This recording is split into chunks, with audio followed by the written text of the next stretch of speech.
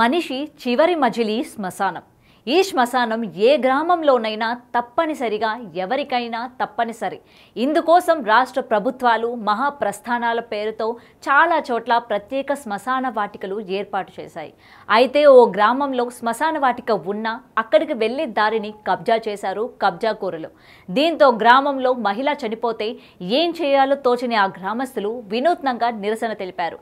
సమస్యకు పరిష్కారం సాధించారు. ఏంటా కథా కమామిషు ఇప్పుడు చూద్దాం. ఆ దారి మాకు బలబాటగా ఉండింది. ఆ మాగాళ్ళు కూడా తీసుకొని పోతాన్నారు మా పెద్దవాళ్ళు కూడాను. ఇక ఈ ఊరు మొత్తం ఆనే పొడుస్తుంది. కాపాళ్ళు అయితే కమ్మోళ్ళు అయితే ఇప్పుడు ప్రతి కులాన్ని ఈ పొద్దు 10 సంవత్సరాల నుంచి దారి లేకుండా చేసేసారు. 10 సంవత్సరాల నుంచి దారి లేకుండా చేసి ఎట్ట దిగుతట ఆ పక్క రోడ్డు ఉందని అట్టు పోయారు. ఈ పొద్దు మాకు దారి అడిగితే మీకు దారి లేదని చెప్తున్నారు. మా పరిస్థితి ఏమి మేము ఆడ పూడ్చుకోవాలి. మేము మమ్మల్ని మీద ఎలా పూడ్చుకోవాలా? ఎవరు దానికి ఎవరు కట్టలేరా? మాకేం గవర్నమెంట్ లేదా? మేమేం ఓట్లు వేయడం లేదా? మేము జనాభా లెక్క కాదా? కాదు, జనాభా లెక్కలో లేము మేము. ఇంత గ్రామం మీద మాకు శ్మశానానికి దావలేదంటే ఏం సార్ అదే చెప్పండి. ఏంది మా పరిస్థితి? ఈ ప్రకారం ఏదల్లో పెట్టుకుని ఏ ఊళ్ళో జరుగుంది, ఏ గ్రామంలో జరుగుంది, ఏ జిల్లాలో జరుగుంది, ఏ మండలంలో జరుగుంది, ఈ ప్రకారం చెప్పండి. శ్మశానానికి దారి లేకుండా ఈ ప్రకారం ఎవరు చేస్తున్నారో చెప్పండి. నాయకులు చేస్తున్నారా? మా ఊరికి ఇది చేస్తున్నారా? చెప్పండి. దానికి సమాధానం ఎవరో చెప్పండి. వచ్చి చెప్పిన దాకా ఈరోజు 3 రోజులైనా మేము పీనిని ఎత్తాం. దారి చూపిస్తేనే ఎత్తాం. చెప్తున్నా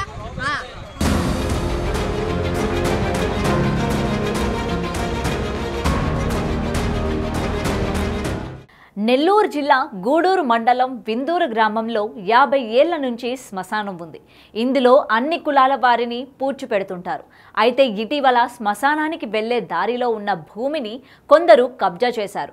దీంతో అక్కడ వెళ్లేందుకు దారి కూడా లేకపోయింది. దీనిపై గ్రామస్తులు పలుమార్లు ఆర్టీఓ కలెక్టర్ దృష్టికి కూడా తీసుకెళ్లారు. కానీ ఎక్కడేసిన గొంగలి అక్కడే అన్న చందంగా ఎవరూ పట్టించుకునే లేదు. అయితే గురువారం విందూరు గ్రామంలో ఆదెమ్మ అనే వృద్ధురాలు అనారోగ్యంతో మరణించింది. బంధువులు అంతా అంత్యక్రియలకు ఏర్పాటు చేశారు. కానీ కబ్జాదారులు మా భూమిలో నుంచి వెళ్లనివ్వమని దారికి అడ్డంగా కంచెవేశారు.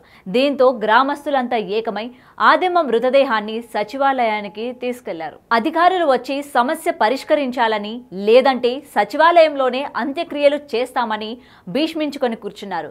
విషయం తెలుసుకున్న అధికారులు ఆగ మేఘాల మీద వచ్చి సర్వే జరిపిస్తామని, బాధ్యతలపై చర్యలు తీసుకుంటామని కంచె తొలగించి శ్మశానానికి తరలించారు.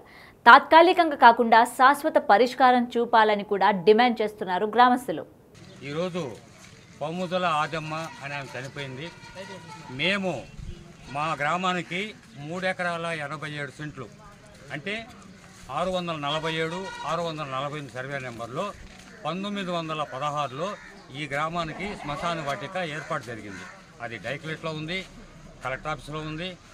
తర్వాత 1916లో దానికి ఒక రోడ్డు 647 సర్వే నెంబర్లో 54 సెంట్ల విస్తీర్ణంతో ఒక రోడ్డు వేయటం కూడా జరిగింది.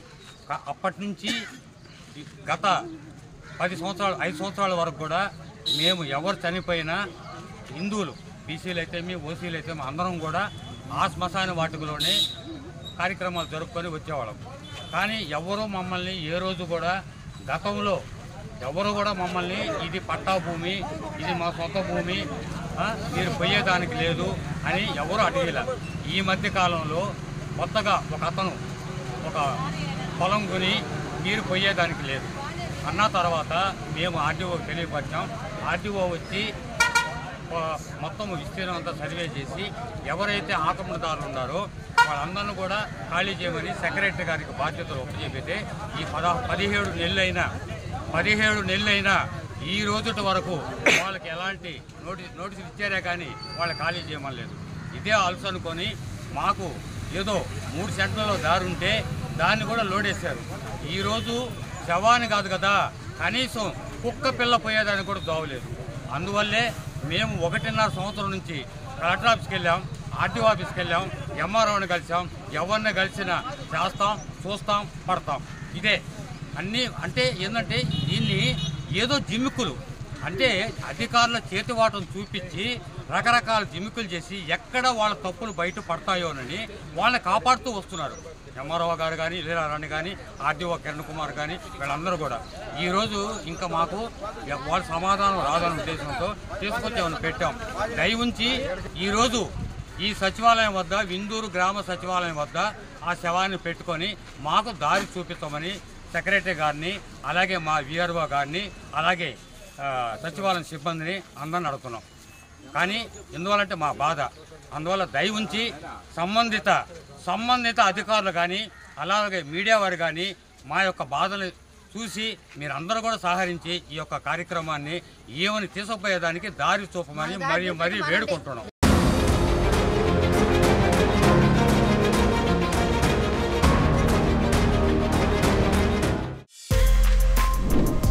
For more videos like this, subscribe Big TV channel.